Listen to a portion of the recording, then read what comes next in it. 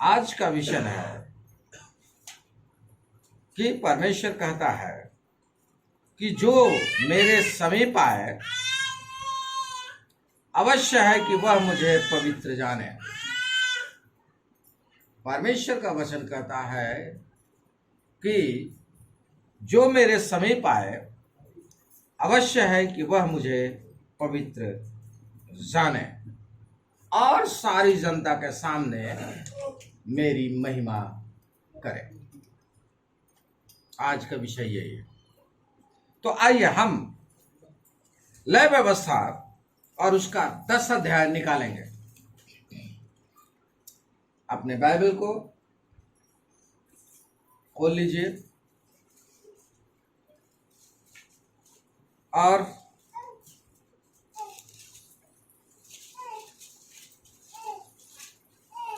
लय व्यवस्था 10 और उसका 1 से लेकर के 5 पद तक हम लोग पढ़ेंगे।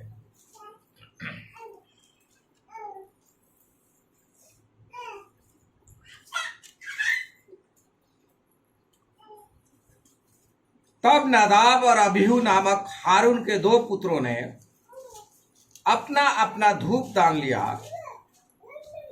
और उनमें आग भरी और उसमें धूप डालकर उस ऊपरी आग को, जिसकी आज्ञा यहोवा ने नहीं दी थी, यहोवा के सम्मुख अर्पित किया।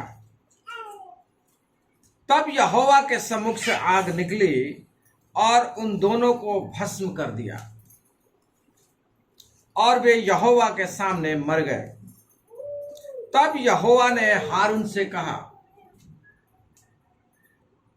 यह वही बात तब मूसा ने हारून से कहा, यह वही बात है जिसे यहोवा ने कहा था कि जो मेरे समीप आए अवश्य है कि वो मुझे पवित्र जाने और सारी जनता के सामने मेरी महिमा करे। और हारून चुप रहा।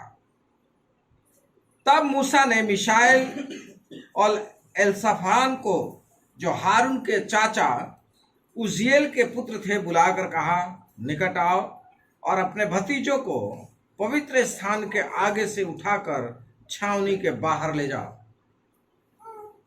मूसा की इस आज्ञा के अनुसार वे निकट जाकर उनको अंगरखों सहित उठाकर छावनी के बाहर ले गए। परमेश्वर अपने वचन पर आशीष दे। यहां नादाब और अबीहू का वर्णन है। नादाब और अबीहू जो थे, परमेश्वर ने उनको याजक ठहराया था और उनका पिता जो था हारून, वो महायाजक था।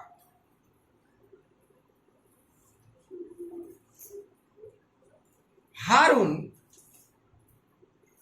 और नादाब अबीहू का, यानी हारून के परिवार का परमेश्वर के अनुग्रह के द्वारा अभिषेक हुआ था कि वो परमेश्वर की चुनी हुई प्रजा के अगुवे बने।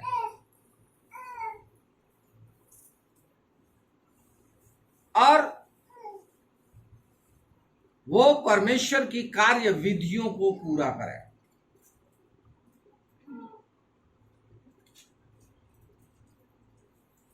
उन लोगों ने आज्ञा के अनुसार जैसा जैसा परमेश्वर ने आज्ञा दिया था, मूसा ने उनको एक एक बात बता दी।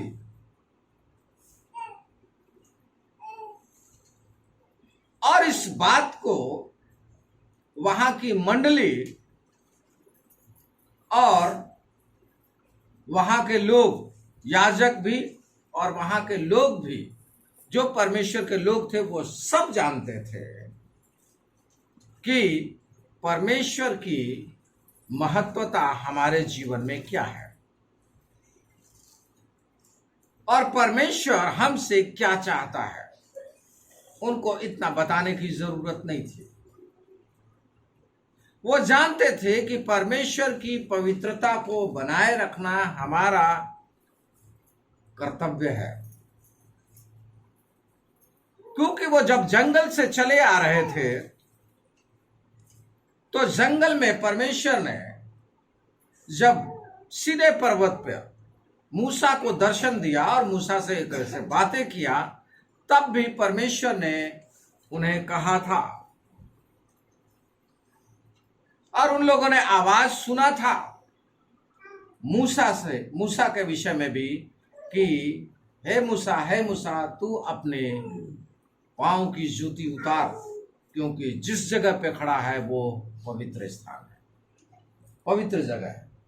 इसका मतलब है कि परमेश्वर की पवित्रता में जरा भी गलती नहीं होना है। परमेश्वर गलतियों को स्वीकार नहीं करता, इसलिए परमेश्वर के सम्मुख हम सब जो उपस्थित होते हैं, हमें यह जानना बहुत जरूरी है कि परमेश्वर की पवित्रता हमारी समझ के अनुसार नहीं है। परमेश्वर की पवित्रता उसके समझ के अनुसार है, और उस पवित्रता को बनाए रखने के लिए ही उसने सारी वस्तुओं को दो भागों में विभक्त किया। यहां तक कि मानव जाति को भी दो भागों में विभक्त किया, यानी बांट दिया, शुद्ध और अशुद्ध में, और उसकी निज प्रजा और अन्य जाति में। इस पवित्रता को बनाए रखने के लिए अन्य जाति वो थी जो परमेश्वर की पवित्रता को नहीं बनाए रखती थी, और परमेश्वर के निज प्रजा वो थी जो परमेश्वर की पवित्रता को बनाए रखने के लिए किसी भी हद तक जाने के लिए तैयार थे। इसलिए परमेश्वर जब अगुओं का चुनाव करता है तो यहां परमेश्वर उन लोगों को कहता है कि मेरी पवित्रता को बनाए रखना,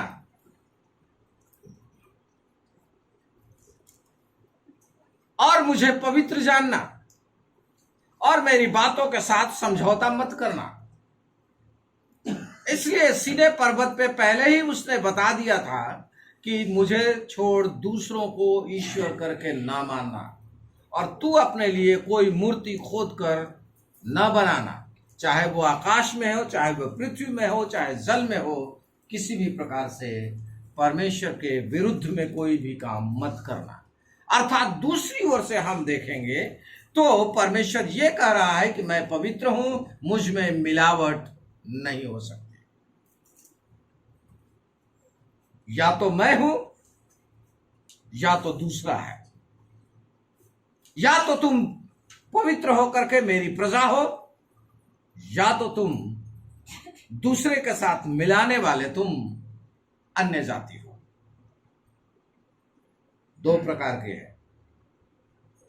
इसलिए परमेश्वर हमेशा ना चलो हो जाता है, ऐसा होगा वैसा होगा, कर लेते हैं, कोई बात नहीं है, ये नहीं कहता।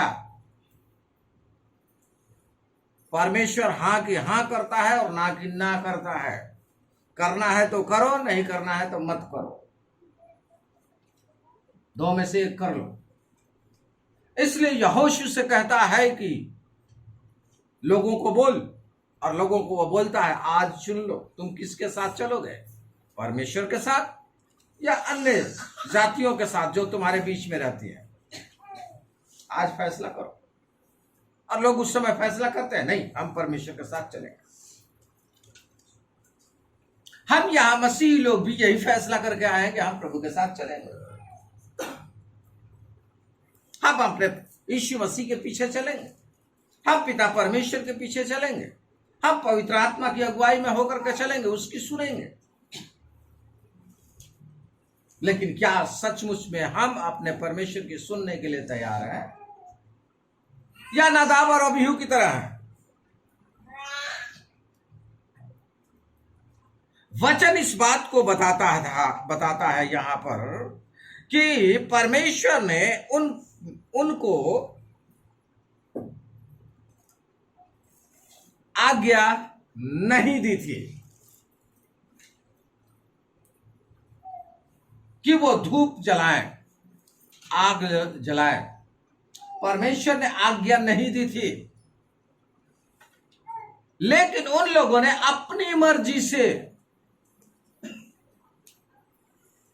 आग जलाना शुरू किया और धूप भरी और उसमें कहता है ऊपरी आग लिया। ऊपरी आग का मतलब होता है बाहरी आग लिया, जिसकी आज्ञा परमेश्वर ने नहीं दी थी, और उसको यहोवा के सामने यानी परमेश्वर के सम्मुख अर्पित किया। उस पीतल के हादी में से नहीं लिया जहां अग्नि जलाई जा रही थी, वहां से नहीं लिया, लेकिन ऊपर ही बाहर से लिया। और बाहर से लेकर के उन लोगों ने परमेश्वर के सामने जलाया। दूसरी बात, ये उनका काम नहीं था, ये हारून का काम था, महायाजक का काम था। लेकिन उन लोगों ने अपने आप को प्रतिष्ठित करने के लिए, अपने आप को बड़ा बनाने के लिए, लोगों के बीच में दर्शाने के लिए कि लोग मेरी प्रतिष्ठा करें, लोग मुझे जाने, इसलिए उन लोगों ने ये कार्य किया, जबकि वो जानते थे कि परमेश्वर की पवित्रता के साथ में कोई भी समझौता नहीं हो सकता।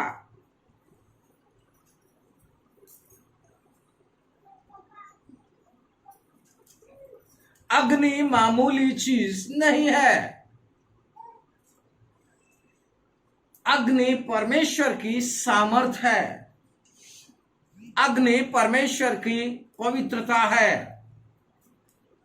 अग्नि परमेश्वर की स्वीकारोक्ति है। जब भले मन से बलिदान को चढ़ाया गया, तब परमेश्वर ने अपनी अग्नि को जला करके उसको स्वीकार किया। लेकिन जब परमेश्वर के विरुद्ध में बातें हुई, यानी परमेश्वर की महिमा को छुआ और उसे अपवित्र किया, तब परमेश्वर का प्रकोप उन पे पड़ा और अग्नि के द्वारा जला दिए गए। हम कई बार ऐसे उदाहरण पाते हैं।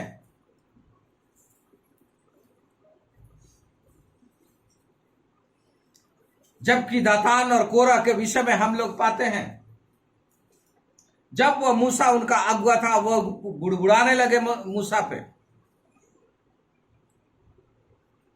कि तू ही अगुआ है, हम अगुआ बनेंगे, तू हमसे ज्यादा अच्छा है, ये है वो है। उसके विषय में बातें करने लगे। तब इन लोगों का परिवार तो धरती फटी समा गए, लेकिन उनके साथ 250 लोग थे। उन लोगों के लिए अग्नि गिरी और वो जला गई।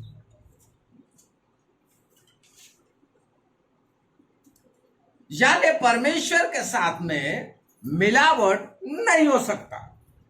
परमेश्वर के साथ में, परमेश्वर की पवित्रता को हम अपवित्र नहीं कर सकते।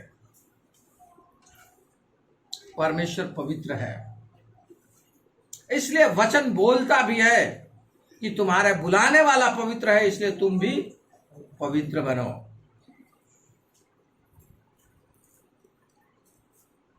पवित्रता को बनाए रखो। परमेश्वर की आज्ञा अन्य के समान नहीं है, अविश्वासियों के समान चलने के लिए नहीं है। हमारे पापों की क्षमा जो हुई है, वो अन्यों के विचार और अन्यों के सोच के अनुसार चलने के लिए नहीं हुआ है। जैसा वो चलते हैं वैसा चलने के लिए नहीं है। आपको नई सृष्टि बनाया गया है, नया मन दिया गया है, नया जन्म दिया गया है, इसलिए कि हम परमेश्वर की पवित्रता को बनाए रखें, इसलिए दिया गया है। हमें सांसारिक समझौता करने के लिए नहीं दिया गया है। अगर सांसारिक समझौता करना था, वही रहते, क्या जरूरत था प्रभु के पास में, प्रभु का चुनाव करने को आपके।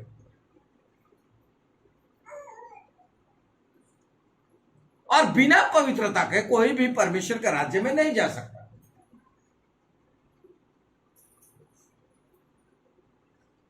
इसलिए पवित्रता को समझना बहुत जरूरी है। हम लोग एक तरफ समझते हैं परमेश्वर की पवित्रता को, नादाब और अबीहू की तरह हम भी व्यवहार करते हैं कि ऐसा नहीं है, ऐसा है तो ऐसा हो, चल जाएगा। हम अपनी समझ का सहारा लेते हैं। हमारे अंदर परमेश्वर का भय नहीं है। पवित्रता में परमेश्वर का भय आता है, तभी पवित्रता होगी। हम डरते नहीं है कोई भी काम करने से पहले। परमेश्वर का भय नहीं आता कि हम जो बोल रहे हैं परमेश्वर को पसंद है या नहीं है। हम अन्य जातियों के साथ में समझौता करते हैं, उनके पीछे चलते हैं, वो जैसा कहते हैं वैसा करते हैं। हम अपना स्वार्थ, अपना फायदा देखते हैं। मेरा फायदा हो रहा है ना, चाहे परमेश्वर जाए चूल्हे भाड़ में, क्या फर्क पड़ता है, हम ये समझते हैं। लेकिन ध्यान रखिए, जिनको दिया गया है उनसे बहुत कठोरता के साथ व्यवहार भी किया जाएगा,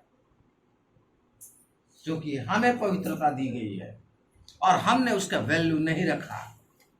इसलिए नादाब और अबीहू ने भी उस पवित्रता को बनाए नहीं रखा, इसलिए परमेश्वर की आग गिरी और वो वही मर गए। उनको सांस लेने की भी अवसर नहीं मिला। परमेश्वर का प्रकोप उन पे भड़का, क्योंकि परमेश्वर ने उन्हें चुना था। परमेश्वर ने हमें भी चुना है। आपने परमेश्वर को नहीं चुना है, ये गलतफहमी में मत रहिएगा। बहुत सारे लोग कहते हैं हमने परमेश्वर को चुना है। हमारी और आपकी औकात है क्या परमेश्वर को चुनने की?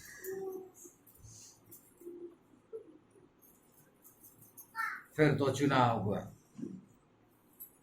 बाहरी लोग भी वही चुनाव करते हैं।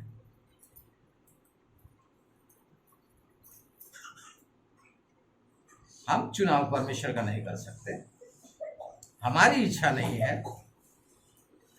जिस दिन हमारी इच्छा होती है परमेश्वर के साथ चलने के लिए, मेरी इच्छा मैं परमेश्वर के साथ चलूं या न चलूं, मैं परमेश्वर के साथ संगति करूं या न करूं, ये मेरी मर्जी है, उसी दिन हम गलत होते हैं।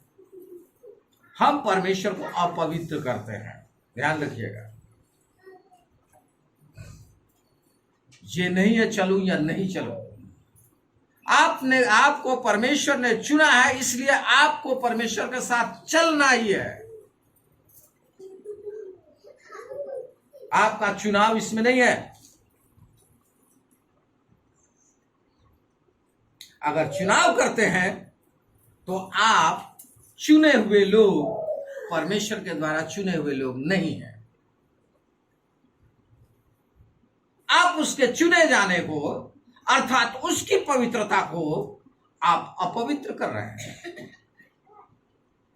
इसलिए परमेश्वर की पवित्रता छोटी छोटी बातों में आंकी जाती है। यह मत सोचिए कि यहां आ गए पवित्र हो गए, जी नहीं।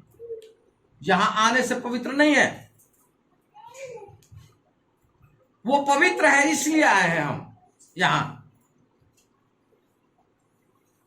उसी प्रकार से वो पवित्र है, इसीलिए हमारा हर जगह में चाल चलन उसी के अनुसार होना है। हमें अपने आप को प्रकट करना है, अर्थात उसकी महिमा करना है। हमें लोगों को बताना है कि हम क्या हैं, हम तुम्हारे समान नहीं हैं। लेकिन हम लोग उसको भी बताने से डरते हैं।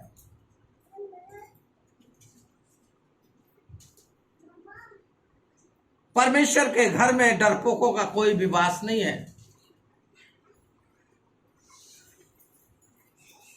परमेश्वर के घर में स्वार्थी लोगों का, लालची लोगों का कोई भी वास नहीं है।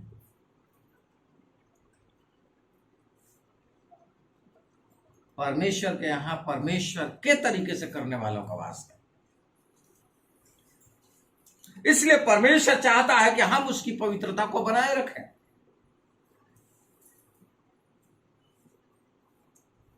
और कभी कभी हम ये समझ लेते हैं कि ये पुराने समय की बात है, ये तो पुराने नियम में लिखा हुआ है, आज थोड़े होता है। क्या आज नहीं होता?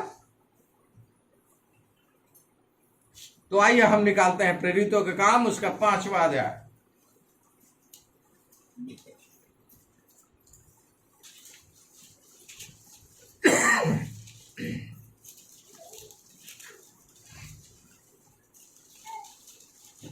हम सोचते हैं ये पवित्रता, ऐसी पवित्रता जो थी वो पुराने नियम में मांग थी, आज मांग नहीं है। आज हमारा जो चुनाव हुआ है यीशु मसीह के अनुग्रह में चुनाव हो गया है, इसलिए हमें दंड मिलता नहीं है। हम लोग सोचते हैं ये हमारा जन्मसिद्ध अधिकार है, हमारा कुछ नहीं होने वाला है। ये परमेश्वर का अनुग्रह है कि वो हमें समय देता है, संभलने के लिए मौका देता है। आप उसकी महिमा करते हैं तब भी परमेश्वर अपनी महिमा को प्रकट करता रहेगा और हमें और आपको आशीषित करता रहेगा। हमें उसके महिमा से समझौता नहीं करना, उसकी पवित्रता से समझौता नहीं करना। परमेश्वर से बड़ा कुछ भी नहीं है। अभी हमने वचन में पढ़ा था, भजन संहिता में, हमारा दौलत हमें परमेश्वर के पास में नहीं पहुंचाएगा, हमारे लोग हमारे परमेश्वर के पास में नहीं पहुंचाएगा। हम अन्यों की तरह चाल चल के परमेश्वर के पास में नहीं पहुंच सकते, लेकिन हम मिट्टी में मिल जाएंगे। परमेश्वर ये कहता है। उनकी धन संपत्ति उनको नहीं बचाएगी। बहुत सारे लोग धन पे घमंड करते हैं, मेरे पास धन है, मैंने ये कर दिया, मैंने वो कर दिया, ऐसा है वैसा है। तुमने कुछ नहीं किया, परमेश्वर की इजाजत थी तभी तुमने किया। जो कुछ करता है परमेश्वर करता है। इसलिए जब हम परमेश्वर के विरुद्ध में हो करके और उसको अपवित्र जान के काम करते हैं तब गड़बड़ी होती है। और यही का काम यहाँ प्रेरितों के काम उसका 5 अध्याय में हनन्या और सफीरा ने किया।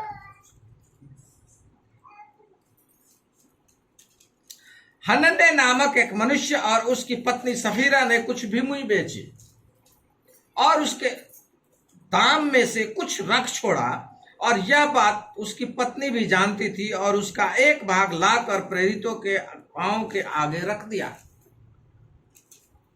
पतरस ने कहा, हे हनन्या, शैतान ने तेरे मन में यह बात क्यों डाली कि तू पवित्र आत्मा से झूठ बोले और भूमि के दाम में से कुछ रख छोड़े? जब तक वह तेरे पास रही क्या तेरी न थी? और जब बिक गई तो क्या तेरे वश में न थी? तूने यह बात अपने मन में क्यों विचारी? तू मनुष्यों से नहीं परंतु परमेश्वर से झूठ बोला है। ये बातें सुनते ही हनन्या गिर पड़ा और प्राण छोड़ दिए, और सब सुनने वालों पर बड़ा भय छा गया। फिर जवानों ने उठकर उसको अर्थी बनाई और बाहर ले जाकर गाड़ दिया। लगभग 3 घंटे के बाद उसकी पत्नी जो कुछ हुआ था न जानकर भीतर आई। तब पतरस ने उससे कहा, मुझे बता, क्या तुमने यह भूमि इतने ही में बेची थी? उसने कहा, हाँ, इतने ही में। पतरस ने उससे कहा, यह क्या बात है कि तुम दोनों ने प्रभु के आत्मा की परीक्षा के लिए एका किया? देख, तेरे पति के गाड़ने वाले द्वार ही पर खड़े हैं और तुझे भी बाहर ले जाएंगे। तब वह तुरंत उसके पांव पर गिर पड़ी और प्राण छोड़ दिए, और जवानों ने भीतर आकर उसे मरा पाया और बाहर ले जाकर उसके पति के पास गाड़ दिया। इस प्रकार से हम इस कहानी को देखते हैं। परमेश्वर को अपवित्र जानने वाला व्यक्ति हमेशा झूठ बोलता है। यहां हम देख रहे हैं हनन्याह और सफीरा को।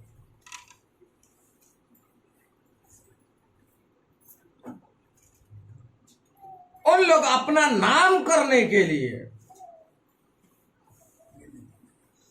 कि मेरा नाम हो, हम किसी से कम नहीं, मैं उससे कम नहीं हूं,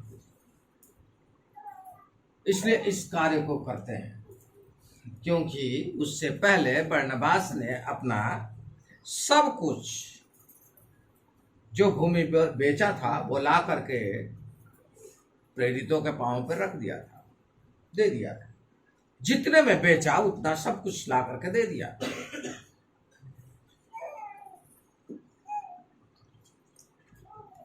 लेकिन ये लोग हनन्याह और सफीरा कि बरनबास के तरह ही में हमारा भी नाम हो जाए और लोगों की तरह हमारा भी नाम हो जाए, उन लोगों ने क्या किया? भूमि बेची।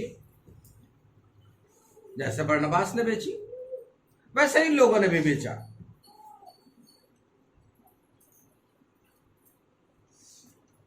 लेकिन बरनबास ने जैसे सब कुछ परमेश्वर के प्रेरितों के पांव पर रख दिया, वैसे ये लोगों ने नहीं किया। इन लोगों ने उसमें से कुछ अपने लिए रखा और ले जाकर के परमेश्वर के दास के सम्मुख उपस्थित किया। और परमेश्वर का दास पतरस ने पूछा, हे हनन्याह, शैतान ने तेरे मन में ये बात क्यों डाली? क्या डाली उसने? परमेश्वर की पवित्रता को तुच्छ समझने के लिए।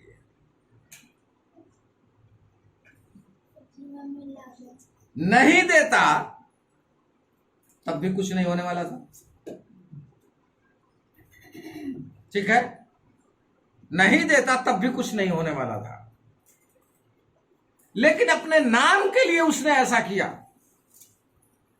कि लोग मुझे अच्छा जाने, लोग मुझे प्रतिष्ठित जाने, लोग मुझे बरनबास के समान समझें, लोग मेरे परिवार को अच्छा जाने।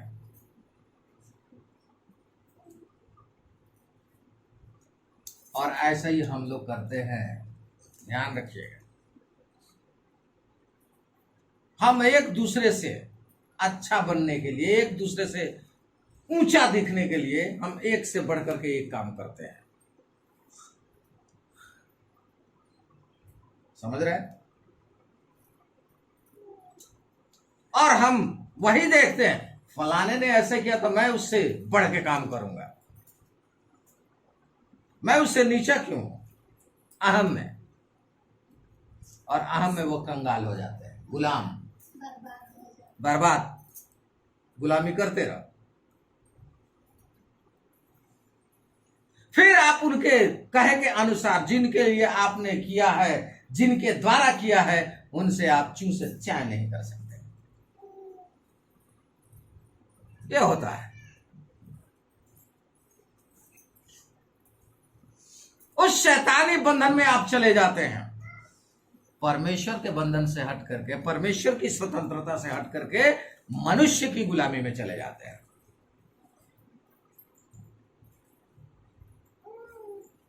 इसलिए ये लोग भी यही कर रहे हैं। इसलिए पतरस बोलता है कि शैतान ने तेरे मन में ये बात क्यों डाली?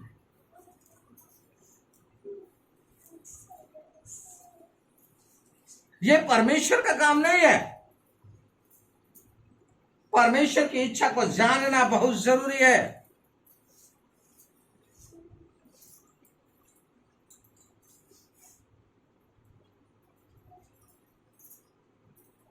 परमेश्वर की इच्छा को जिस दिन हम समझ जाएंगे, हमारे लिए हमारा नाम, हमारा पद, हमारा ऊंचाई, हमारा नीचाई कुछ भी नहीं, सब कुछ परमेश्वर होगा।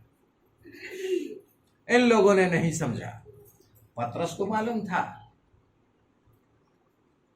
परख की आत्मा परमेश्वर ने उसे दे रखी थी।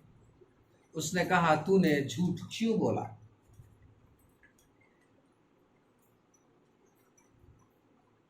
किसके साथ में? पवित्र आत्मा। पवित्र आत्मा कौन है? पिता, पुत्र और पवित्र आत्मा। वहां परमेश्वर के विरुद्ध में काम किया, अग्निगिरी खत्म। और ये पवित्र आत्मा कौन है? प्रथम कलीसिया को कैसे मिला? आग की लपटें, वरदान। उसके द्वारा। और ये लोग भी, ये भी अपवित्र समझते हैं परमेश्वर को। परमेश्वर को समझते हैं कि मूर्ख है परमेश्वर, मेरी बातों को वो नहीं जानता है। उसका वचन तो कहता है, दूर ही से हम विचारों को समझ लेते हैं। वो दूर ही से समझ लेता है।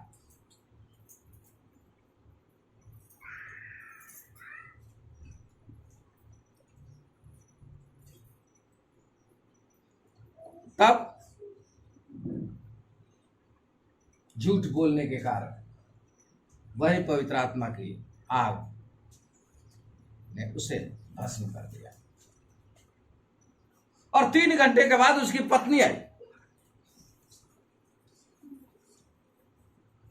क्योंकि पति पत्नी दोनों ने साझा किया था इस बात को। दोनों ने इस बात को एका करके कि ऐसा करेंगे, और हाँ में हाँ मिला करके चले थे। इसलिए जब पत्नी पहुंची तो क्या पतरस ने कहा कि मुझे कि बता, क्या तुमने इतने में ही भूमि बेची थी? उसने कहा, हाँ, इतने में ही बेची थी। क्योंकि एका है, एक मन वाले पति पत्नी दोनों एक साथ में परमेश्वर से झूठ बोलने के लिए तैयारी कर चुके हैं, पहले ही से शैतान के वश में जा चुके हैं। शैतान के कहे अनुसार वो कर रहे हैं। इसलिए परमेश्वर क्या करता है? पतरस बताता है कि तेरे पति के अभी गाड़ने वाले अभी दरवाजे पर ही खड़े हैं, तुझे भी ले जाएंगे या गाड़ देंगे। और वो भी वहीं गिरी और खत्म हो गई। कहने का मतलब है, दोनों घटनाएं जो हैं वो ये बता रही हैं कि परमेश्वर की पवित्रता को बनाए रखने के लिए हमेशा हमें प्रयत्नशील रहना है। हम कोई भी ऐसा काम ना करें जिससे परमेश्वर की महिमा को ठोकर लगे और उसकी पवित्रता में जरा सी भी कमी आ जाए।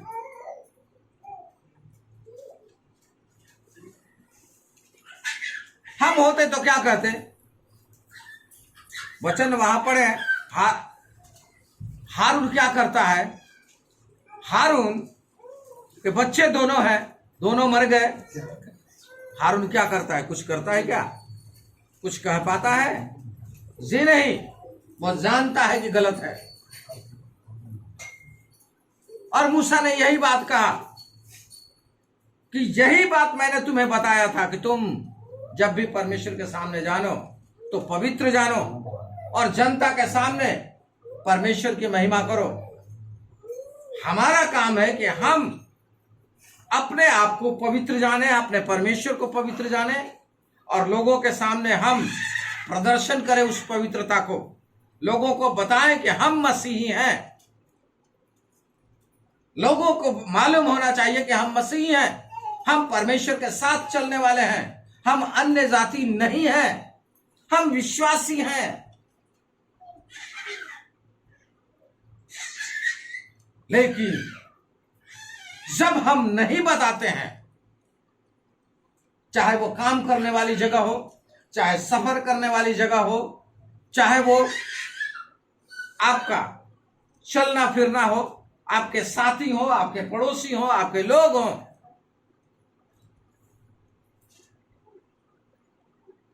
जब आप अपने आप को मसीही नहीं कहलाना चाहते हैं कहते ही नहीं है, उनको बताते ही नहीं है, तो उसकी महिमा कहां से प्रकट होगी? इसका मतलब आप परमेश्वर के साथ में अपने स्वार्थ के अनुसार चले हैं। बहुत लोग अपने स्वार्थ के अनुसार आते हैं, कलीसिया आएंगे, परमेश्वर हमें दे दे दे दे दे दे दे दे, हमारे लिए सारा बोझ उठा ले, तब तो वो परमेश्वर है। ऐसा परमेश्वर नहीं है। परमेश्वर परमेश्वर है। आपके मानने या न मानने से उसका कुछ भी फर्क नहीं पड़ता।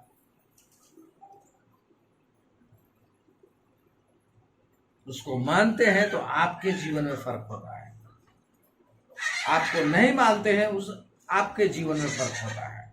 परमेश्वर तो परमेश्वर ही है, जिसने सब कुछ को बनाया। जब आप महिमा के विषय में बातें करते हैं, यहाँ कहता है उसका जनता के सामने महिमा करे, तो हर चीज में परमेश्वर के नजरिए को देखना जरूरी है। हम लोग हर चीज में परमेश्वर की नजरिया नहीं देखते हैं, अपनी नजरिया देखते हैं, अपनी मर्जी चलाते हैं, अपनी इच्छा को प्रकट करते हैं। परमेश्वर की इच्छा को किसको परवाह है? हम अपनी इच्छा, मुझे ये पसंद है। परमेश्वर को क्या पसंद है ये कभी पूछा? मुझे ये पसंद है इसलिए चलूंगा। और 60-70 की जिंदगी में हम अपनी पसंद को परमेश्वर के सामने अपनी पसंद को परमेश्वर के पसंद से बड़ा बना देते हैं। तब परमेश्वर, जब हम इस दुनिया से जाते हैं तो परमेश्वर अपनी पसंद बताएगा। मुझे क्या पसंद था? अभी हम लोगों ने गाना गाया, हम तू कहां होगा, आखिरी नरसिंगा फूका जाने वाला है, वो आएगा, तू कहां होगा? तो प्रभु मैं तो जिंदगी भर अपनी इच्छा पूरी करता रहा। वो कहेगा मैं तो पवित्र था, मैं तो धर्मी था, तुमने मुझे पवित्र जाना, तुमने मुझे धर्मी जाना। हम कहेंगे हाँ प्रभु मैं तो तुझे जानता था, तू यीशु मसीह है, तू हमारे पापों के लिए मारा गया, गाड़ा गया और तीसरे दिन मृतकों में से जी उठा। मैं तुझे जानता था कि तू मेरा उद्धार करता है, मेरे पापों को क्षमा करने वाला है। ठीक, बहुत अच्छा। तुम्हारा प्रभु कैसा था? तो बहुत अच्छा था। अच्छा का मतलब क्या है? तो निष्पाप था। तो उसने कैसा बोला था तुम्हें चलने के लिए?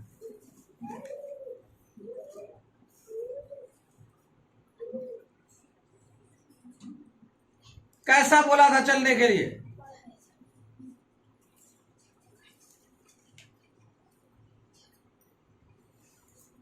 निष्पाप। चले कैसे?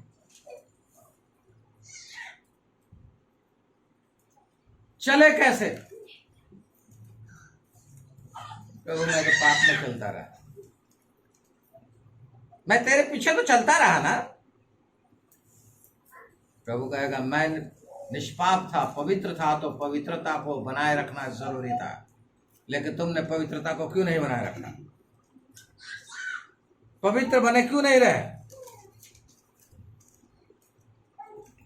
वह शोले में गब्बर बोलता है ना कि क्या समझे थे, गब्बर शाबाशी देगा। शाबाशी दिया था ना तीनों को दिया था ना। मैं मालिक, मैं तो नमक खाया हूं आपका, हाथ जोड़ रहा है ना। उस दिन हम भी कहेंगे प्रभु तेरा ही दिए तो हम चलते रहे, तेरे ही मार्गों पर चलते रहे। कहा फिर इनाम मेरे से ले ले तू भी, नदाब अभियू की तरह तू भी जा। यही होगा, ध्यान रखेगा। डरा नहीं रहा हूं, सच्चाई बता रहा हूं। इसलिए हमें जानना है, हमें स्वीकार करना है, हमें समझना है, हमें बूझना है। परमेश्वर को पवित्र जानना है। इसलिए परमेश्वर पवित्र है। उसके साथ समझौता अपनी इच्छाओं के अनुसार न करें, वरना उससे कुछ भी प्रतिफल नहीं पाए। भले दुनिया में आप इनाम पा जाएं, लोगों का नाम हो जाए, क्या फायदा है? मैं वो धनवान व्यक्ति नहीं बनना चाहता जो लोगों में उसका नाम था। मैं वो गरीब लाजर बनना चाहता हूं जो परमेश्वर के यहां मेरा नाम हो। धनवान बनना नहीं चाहता, लोग मुझे धन के अनुसार जाने ये नहीं चाहता। लोग मुझे परमेश्वर के नजर में जाने, परमेश्वर मुझे जाने, ये सबसे बड़ी बात है। परमेश्वर आपको कितना पहचानता है। ये मत सोचिए कि लोग मुझे जानते हैं, मैं बड़ा काम किया हूं। बड़ा काम से कोई फायदा नहीं है।